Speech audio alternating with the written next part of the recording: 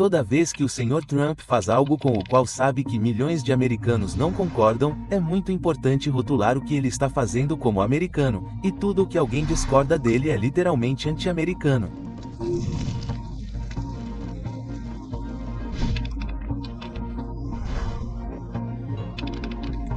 Por muitas décadas, tivemos no Congresso dos Estados Unidos um comitê de atividades anti-americanas, cuja função era descobrir pessoas que discordavam das políticas do governo do ZEUA e declará-las inimigas do Estado, inimigas da cultura, fundamentalmente, entre aspas, anti-americanas.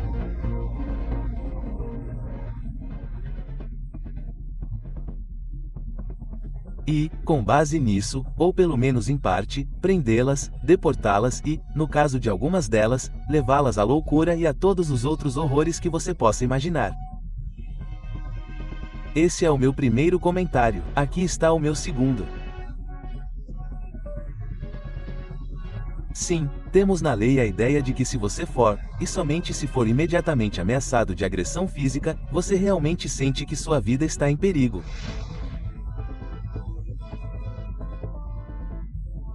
Só então você tem algo remotamente parecido com o direito de legítima defesa.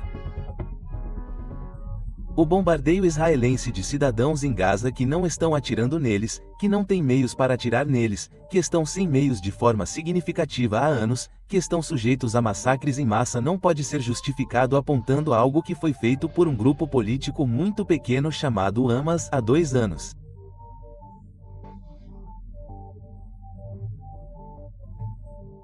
Aliás, se você é daqueles que quer estar sempre à frente e nunca ser pego de surpresa, já se inscreve no canal agora. Porque aqui, a gente não repete o senso comum, menos a gente antecipa o futuro, aponta as oportunidades e desvenda o que está por trás dos discursos oficiais. Fazendo parte dessa comunidade, você garante que vai receber os próximos alertas e estratégias antes de todo mundo se prepare para enxergar. O que quase ninguém vê. Fica comigo até o fim desse vídeo, porque o que está explodindo agora vai redesenhar o mundo, e você pode escolher, ou fica só assistindo, ou aprende a surfar a nova onda enquanto ela se forma.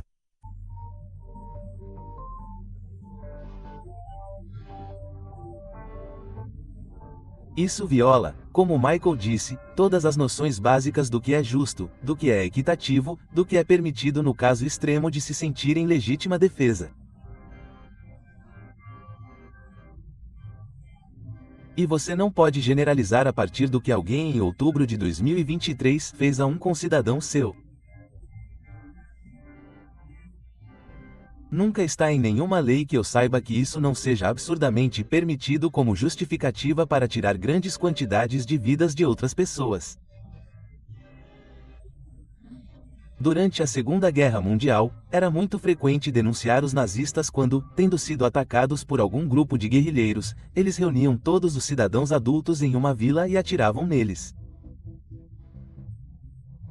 Essa noção de que nós, os alemães, estamos sendo pressionados por alguns partidários, portanto, temos algum direito ao massacre em massa de pessoas que não estavam envolvidas nesse esforço, que não foram submetidas a nenhum procedimento legal para vinculá-las. Agora estamos celebrando pessoas fazendo o que, há pouco tempo, decidimos que era inaceitável. Quero lembrá-los dos julgamentos de Nuremberg e suas consequências. O mundo inteiro ficou meses em julgamento deliberando de uma forma que as pessoas que estavam sendo julgadas nunca fizeram. Mas deliberando, permitindo testemunhas antes que fosse decidido que os crimes foram cometidos e havia uma referência específica ao assassinato em massa de pessoas que não tinham feito nada e essas pessoas foram executadas. Os líderes, você sabe, Göring, Goebbels, as pessoas que eles conseguiram capturar foram executadas pelo Ocidente como um sinal da total inaceitabilidade desse comportamento, e é muito próximo do que está acontecendo em Israel. Acho que, para mim, o pior de tudo é o uso do nacionalismo. Acho que para o público americano é particularmente importante entender como o nacionalismo tem sido usado como fachada para pessoas com uma agenda que deveria nos horrorizar e não permitir que usem o nacionalismo. E é disso que se trata. O senhor Netanyahu quer igualar a noção nacional que ele tem de Israel com a obrigação de todo judeu no mundo. Essa é uma manobra muito comum entre os nacionalistas. É assim que eles recrutam. É assim que eles sustentam seus movimentos, sugerindo que você tem que ser como eles se quiser usar o rótulo de francês, espanhol, judeu ou qualquer outra coisa. E nós deveríamos ser, você sabe, nós já passamos por muita coisa nos últimos 200 anos, 2 guerras mundiais com muito nacionalismo. Deixe-me lembrá-lo, para terminar com uma história. Quando a Primeira Guerra Mundial estourou em 1914, o parlamento alemão estava dividido igualmente entre o Partido Socialista, que na época era o segundo partido na Alemanha, e controlava mais de 40% das cadeiras no parlamento. Certo. O Kaiser Wilhelm, que, a propósito, não era Kaiser no final da guerra, mas no começo da guerra ele ainda era o Kaiser, César, o rei, se preferir, a versão alemã disso é Kaiser Wilhelm, foi ao rádio e disse algo que se tornou muito famoso na história alemã. Vou fazer em alemão, depois traduzirei para o inglês, certo? Kena Deutsch. Não reconheço nada conhecido como socialista. Só reconheço alemães. Era isso. Para mobilizar o povo para lutar uma guerra mundial que a Alemanha perdeu. Ele teve que tentar superar o quê? O fato de que o Partido Socialista, pelo menos no registro, era contra lutar uma guerra e teria votado contra financiá-la. Para impedir isso, ele teve que transformar todos em alemães leais para impedir o povo judeu. E deixe-me lembrar a todos, não apenas fora de Israel, mas uma grande parte da população judaica em Israel é contra o que está acontecendo. Eles se consideram judeus. É disso que estou falando. Eles se consideram israelenses e israelenses patriotas. E de muitas maneiras eles são, mas são os inimigos políticos jurados de Netanyahu e de muito, infelizmente não tudo, mas muito do que Netanyahu representa. Como você pode ver, se você prestar atenção aos esforços fracassados do senhor Netanyahu para transformar o judiciário em Israel e seus esforços fracassados para ganhar uma grande parte da população judaica.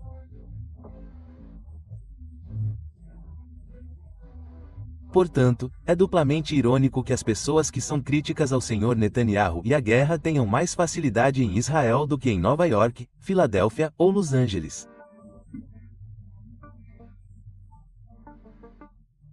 O absurdo antissemita é uma cobertura não apenas para o senhor Netanyahu, mas para o senhor Trump.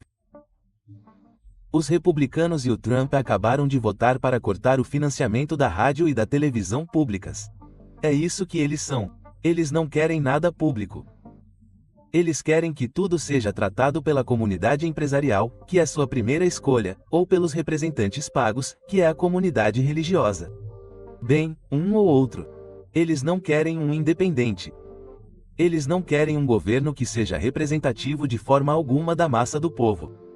E querem destruir a National Public Radio. Eles conseguiram. Eles querem destruir as universidades que treinam as pessoas para pensar pelo menos criticamente o suficiente para não serem suscetíveis à mentalidade maga.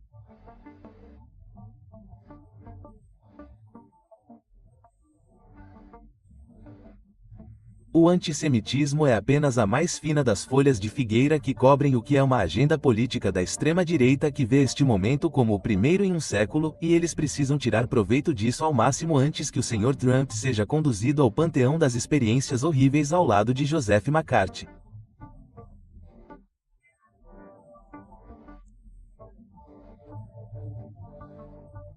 Também é a tragédia da Europa que, de alguma forma, é ainda mais pungente para mim do que a americana e, vocês devem saber, para ser transparente.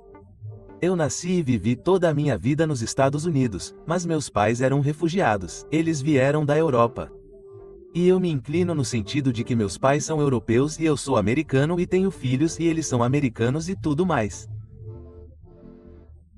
Mas a Europa já foi o centro do mundo conhecido porque ela sabia e era o centro.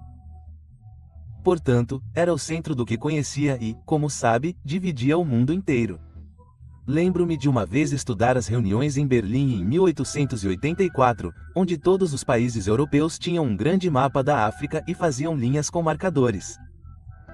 Você entende isso, eu entendo aquilo, sabe, não tendo nada a ver com o bilhão de pessoas que viviam na África na época. Você é extraordinário. Realmente extraordinário. E tudo se foi. Tudo se foi. Eles não conseguem se unificar. Portanto, eles nem mesmo têm o poder que uma unidade unificada poderia ter. Portanto, eles nem mesmo têm isso. Eles são pressionados pelos chineses e russos de um lado, pelos americanos do outro. E o terceiro mundo declarou anticolonialismo. Israel e Gaza se destacam como a última tentativa desesperada de se apegar ao projeto da ideia colonial, sabe, e veja o preço que está sendo pago pela lição para o mundo. Se você quisesse um exemplo de por que deveria se livrar do colonialismo aqui, então, os europeus não enfrentam nada além de derrota após derrota, e você sabe que eles negam e fingem o contrário. Sabe, quando a rainha da Inglaterra morre e um novo rei surge, eles agem como se alguém se importasse, como se o mundo estivesse interessado no cortejo que leva a rainha ao seu lugar de descanso final. Sim. Esta é uma peça de teatro para os tempos antigos, mantida por pessoas que não têm mais nada. A catástrofe aqui é real. E eu entendo o perigo. Sociedades traumatizadas por qualquer coisa podem se comportar de forma horrível. A classe trabalhadora alemã, como tentei escrever recentemente, ficou traumatizada. Ela foi levada a acreditar no século XIX que herdaria o mundo.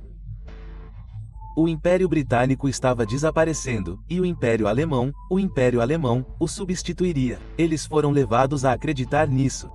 O desenvolvimento econômico alemão no século XIX foi como o da América, esses eram os dois futuros candidatos para substituir o Império Britânico.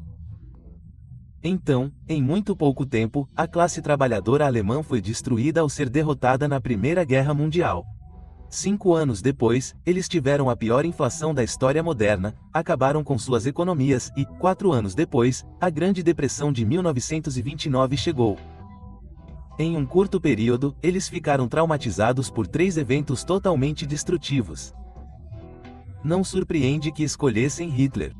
É o que acontece quando você traumatiza. Veja o que aconteceu com as pessoas no Camboja depois que os Estados Unidos os bombardearam para sempre. Eles votaram em Pol Pot e o que foi isso? Você traumatiza uma população. Muitas derrotas, muitos declínios, muita ausência de qualquer mudança e você pode ter uma atividade muito bizarra. E parte da bizarrice do governo Trump é que os americanos sentem no íntimo que tempos econômicos difíceis estão chegando. E dessa vez eles se sentiram assim no último ano do mandato do Sr. Biden também. E o governo Biden ridicularizou os sentimentos das pessoas. Continuou perguntando, e eu falei sobre isso no programa aqui, continuou perguntando, porque as pessoas não entendem o quão boa é a nossa economia. O que há de errado com elas? Aspas. Acontece que elas entenderam muito bem. Elas também votaram dessa forma. Os democratas deveriam ter prestado atenção. Não prestaram. Mas deixe-me dar um conselho aos democratas e republicanos. Desta vez, a profissão de economista acha que a maioria das pessoas está certa. O Wall Street Journal, o Economic Times, o Financial Papers, todos eles veem uma recessão. Essa é outra palavra educada para o desemprego chegando. Ninguém sabe de antemão o quão ruim isso será, quanto tempo vai durar. Mas cortar suas despesas, ir ao restaurante com menos frequência, fazer seu próprio café em casa. Esses são todos comportamentos de pessoas trabalhadoras inteligentes que sentem o que está por vir e não querem ser pegas sem se preparar para isso. E você se importa com o que realmente está acontecendo por trás do título político. Eu te convido a fazer parte desse canal. Aqui, a gente expõe o que eles tentam esconder. Então já se inscreve, ativa as notificações, porque o que vem a seguir vai abrir os seus olhos e talvez até mudar a forma como você enxerga tudo isso. Existe um programa, tenho certeza de que muitos de vocês nunca ouviram falar, na administração de veteranos para fornecer suporte hipotecário para veteranos ameaçados de execução hipotecária se não conseguissem pagar 2 ou 3 parcelas consecutivas da hipoteca. Havia um programa em que, se e quando isso acontecesse, os veteranos poderiam solicitar ajuda especial à administração de veteranos se suas circunstâncias o justificassem. Bem, eles não podem mais porque o programa foi encerrado. Não sei o que dizer sobre isso, mas se você achava que o governo existia para ajudar as pessoas a superar dificuldades e se achava que os veteranos tinham algum tipo de direito específico a esse tipo de suporte ocasionalmente em suas vidas, bem, você estaria errado. Quero voltar ao programa tarifário de Trump porque, novamente, embora já tenhamos falado sobre isso antes, a alegação de que isso trará empregos de volta, a alegação de que trará a indústria de volta, todas essas alegações são vazias. Mencionar uma empresa não significa que ela esteja fazendo isso. Mencionar uma empresa que disse ao presidente que planeja investir bilhões ainda não é uma empresa que está fazendo isso. E posso garantir que, se você estiver se perguntando, existem empresas que fazem esses planos e assumem esses compromissos publicamente e nunca os cumprem, a resposta é que muitas delas.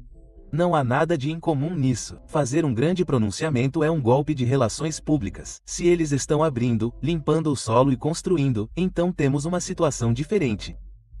Sabe, junto com a manufatura que ele está trazendo de volta, o Sr. Trump fez questão de procurar e, de fato, obter os votos dos mineradores de carvão nos Estados Unidos, os poucos que sobraram porque não extraímos muito carvão nos Estados Unidos. A mineração de carvão vem diminuindo basicamente desde o início deste século. Então, vou dar uma estatística. Em 2008, a produção de carvão do EUA foi o dobro do que era em 2023.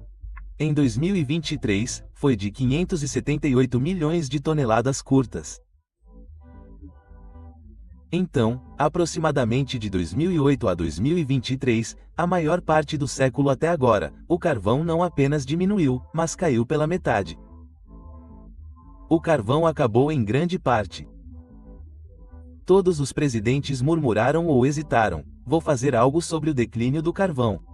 Eles não fizeram nada, ou, para colocar da mesma forma, o que quer que tenham feito não importou. O Sr. Trump continua com essa afirmação duvidosa de que eles sofreram a pior queda no negócio de hambúrgueres desde que a pandemia começou no início de 2020. Então, temos um desastre de 5 anos no McDonald's. Se eu tivesse tempo, contaria a você sobre o desastre atual no café Starbucks e em várias outras grandes redes. O que o CEO disse para explicar? Como eles explicam a queda em seus negócios? Resposta: a pandemia elevou os preços e isso afastou, segundo ele, clientes de baixa renda aos milhões. Esta é uma maneira educada de dizer que empobrecemos os americanos a ponto de eles não poderem mais ir ao McDonald's com seus filhos como antes. Agora, algumas pessoas justificam o comportamento dos Estados Unidos em relação à China usando a palavra Guerra Fria. Ou seja, estamos entrando ou já estamos em uma Guerra Fria contra a China. Com isso, essas pessoas querem dizer que estamos prestes a fazer com a China o que a Guerra Fria fez com nosso inimigo na época, a União Soviética. Agora, é verdade, a Guerra Fria acabou contribuindo para o colapso da União Soviética. Não acho que haja muitas dúvidas sobre isso. E então você pode ver um tipo de lógica na Guerra Fria, na qual cercamos a União Soviética com bases militares, não fizemos muito comércio com eles, falamos mal deles sempre que tínhamos chance, etc, etc, etc. Parecia funcionar para ajudar a acabar com a União Soviética. Então, há um tipo de lógica bruta. Puxa, vamos fazer de novo. Desta vez com nosso inimigo atual, a República Popular da China. Mas essa lógica bruta esbarra em um problema. As condições são muito diferentes e quero analisá-las porque acho que isso mostrará por que uma estratégia de Guerra Fria. E mais uma vez, temos bases ao redor da República Popular da China. A 7ª Frota da Marinha do EUA está no Mar da China Meridional, bem na costa. Continuamos a falar sobre Taiwan, que faz parte da China há centenas de anos, como algo que não podemos permitir que os chineses tomem e integrem em seu país. Embora, durante a maior parte dos últimos 50 anos, os EUA tenham concordado que há apenas uma China, não duas, e que, portanto, Taiwan faz parte da China. Mas, mesmo assim, acontecem ameaças e temos alianças direcionadas contra a China e assim por diante. Porque, mesmo assim, quero que você pense sobre esse argumento. Após a Primeira Guerra Mundial, após a Revolução Russa que estabeleceu a União Soviética em 1917 e, na verdade, novamente após a Segunda Guerra Mundial, a Rússia, a União Soviética, estava sozinha. Nenhum outro país teve uma revolução bem-sucedida. Outros países tiveram essas revoluções em 1917, como a da União Soviética. Muitas vezes, elas se autodenominavam revoluções soviéticas. Elas aconteceram em Budapeste, Hungria, em Munique, Alemanha, em Hamburgo, Alemanha e assim por diante. Mas a Rússia surgiu como o único lugar onde uma revolução socialista comunista desse tipo teve sucesso. E mesmo depois da Segunda Guerra Mundial, quando eles adquiriram o cordão da Europa Oriental da Polônia ao norte até a Bulgária ao sul, era um grupo muito pequeno de nações isoladas em um mundo maior. Receio que você não possa fazer a mesma afirmação hoje. A China não está sozinha. A China não é o único lugar onde esse tipo de revolução teve sucesso. A Coreia do Norte é uma.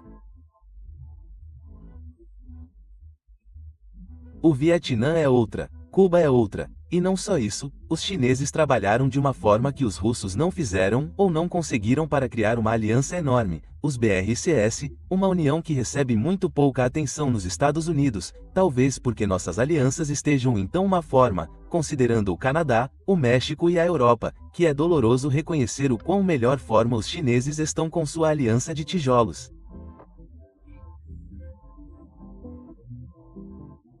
Então, nos últimos 40 anos, como falamos em outros programas, os Estados Unidos perderam sua base industrial. Sim, mas a China conseguiu uma. A China construiu sua base industrial, então agora é a maior base industrial do mundo. Não tem comparação com ninguém. Eles conseguiram, nós perdemos. Essa nunca foi a situação entre os Estados Unidos e a União Soviética. E não só isso, devido ao seu tamanho e ao fato de que, nos últimos 10 anos, a China trabalhou arduamente para desenvolver seu mercado interno, aumentando os salários de seus trabalhadores para que pudessem comprar tudo o que seus fabricantes pudessem vender. Agora temos uma China que é muito menos dependente do mundo exterior do que era. Enquanto os Estados Unidos se tornaram mais dependentes do mundo exterior do que eram. Portanto, em todos esses aspectos, travar uma guerra fria contra a China é um grande erro. Ela se baseia em uma equivalência entre a União Soviética antes de 1990 e a China depois. E isso não está correto em um conjunto crucial de variáveis econômicas. E deixe-me resumir com o que deveria ser a estatística mais decisiva de todas.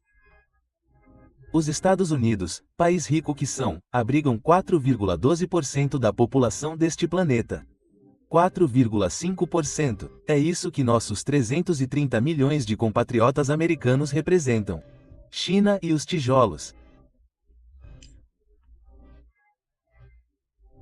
A China e a aliança cuidadosamente cultivada que ela tem incluem mais de 50% das pessoas neste planeta reunidas na aliança dos chineses. Mesmo se você adicionar a Europa e a América do Norte, Canadá, México, os Estados Unidos não chegam perto. E eu quero lembrá-los, Rússia e China juntas têm um arsenal nuclear equivalente ao dos Estados Unidos. O mundo mudou radicalmente. A Guerra Fria que os Estados Unidos poderiam e travaram efetivamente não está disponível agora. E tentar prosseguir como se estivesse. Bem, aqui está o tipo de erro que você cometerá. Em fevereiro de 2022, a Rússia invadiu a Ucrânia. Os Estados Unidos disseram: vamos atingi-los com a mãe de todas as sanções. Não permitiremos que vendam seu petróleo e gás na Europa. Vamos atrapalhar vocês com seu transporte e seu dinheiro, e pegaremos 300 bilhões de seus ativos e os congelaremos. Aspas. E o que eles disseram que isso faria? Colocaria a Rússia de joelhos. Essa é uma citação. Transformaria o rublo em escombros. Outra citação. Alguma dessas coisas aconteceu? Não, nada disso. O rublo vale mais agora do que naquela época. O crescimento econômico da Rússia no último ano é a inveja de toda a Europa. Ninguém na Europa se saiu tão bem quanto os russos enquanto lutavam em uma guerra. Você sabe qual foi o erro? Não entenderam que a Rússia estava em dificuldades quando não conseguiam vender seu petróleo e gás para a Europa. Em vez de isso ser uma punição, eles simplesmente mudaram de ideia e venderam seu petróleo e gás para a Índia e a China, pagando assim pela guerra, que estão ganhando. Cometeremos erros semelhantes no futuro se travarmos uma guerra fria quando essa não for mais a situação em que podemos ganhar algo. No início deste século, início de 20.034, a Europa tinha uma economia maior do que os Estados Unidos. Agora, por um lado, isso não deveria surpreender ninguém porque se somarmos toda a população da Europa, é o dobro, mais do que o dobro da população dos Estados Unidos naquela época. Então, o fato de que a economia deles era $1,5 trilhão de dólares maior do que a americana não deveria surpreender ninguém. Na verdade, é um testemunho de quão bem os Estados Unidos estão, porque tem apenas metade da população deles e, ainda assim, está muito mais perto da metade da economia deles. Mas aqui está o que eu quero que você pense de mais interessante. Se você olhar para frente e der uma olhada hoje, a economia europeia não só não é $1,5 trilhão maior do que a do ZEUA, mas está atrás dos Estados Unidos, e por muito, 9,5 trilhões de dólares. A economia do ZEUA é 9,5 trilhões de dólares maior do que a europeia. Agora, o que está acontecendo aqui? Bem, os Estados Unidos cresceram, mas não muito mais rápido do que antes. Não. A verdadeira explicação não é tanto o crescimento dos Estados Unidos, mas sim um desastre econômico na Europa. Não posso exagerar. Por exemplo, agora mesmo, o que sempre foi considerado, pelo menos nos últimos 40 anos, o motor que impulsiona a economia europeia, ou seja, a Alemanha, está atualmente em recessão. O que tememos aqui já está lá. Eles não estão apenas não crescendo, eles estão encolhendo. A economia alemã é um desastre. A economia britânica é um desastre. As classes trabalhadoras em ambos os países estão muito chateadas. Elas estão se voltando contra os políticos convencionais da esquerda e da direita. O Sr. Farage, na Grã-Bretanha, venceu as eleições locais há algumas semanas. E quem foi derrotado? Os conservadores e os trabalhistas, os velhos partidos tradicionais do establishment. Assim como o Sr. Trump derrotou primeiro o establishment republicano e depois o democrata nos Estados Unidos. Na Alemanha, a extrema-direita alternativa está indo muito bem, recebe o apoio do vice-presidente Vence e ameaça e é rejeitada por todos os partidos tradicionais na Alemanha, que se voltam contra ela da mesma forma que os conservadores e os liberais se voltaram contra o Partido Reformista, como o partido de Farage é conhecido. A escrita está na parede. As economias europeias estão fazendo novamente o que eu afirmo que os impérios fazem. Os ricos e os economicamente poderosos. Os CEOs reagem ao declínio de suas economias, associado ao declínio de seus impérios, mantendo a riqueza que acumularam. Assim, os custos, a dor de um império em declínio, são descarregados sobre a classe média e a base, a classe trabalhadora e os pobres. E eles estão bravos e amargurados. O que você esperava? E você não está fazendo nada a respeito. Os europeus continuam gritando com os russos. Os russos controlam a energia, que é a única esperança que você tem de evitar uma dissidência que fará com que a Europa não seja o centro do mundo moderno, como tem sido por muito tempo, mas um espetáculo secundário sem importância. Uau! Quando digo que a economia mundial está mudando, ela está mudando mais e mais rápido do que qualquer um de nós previu.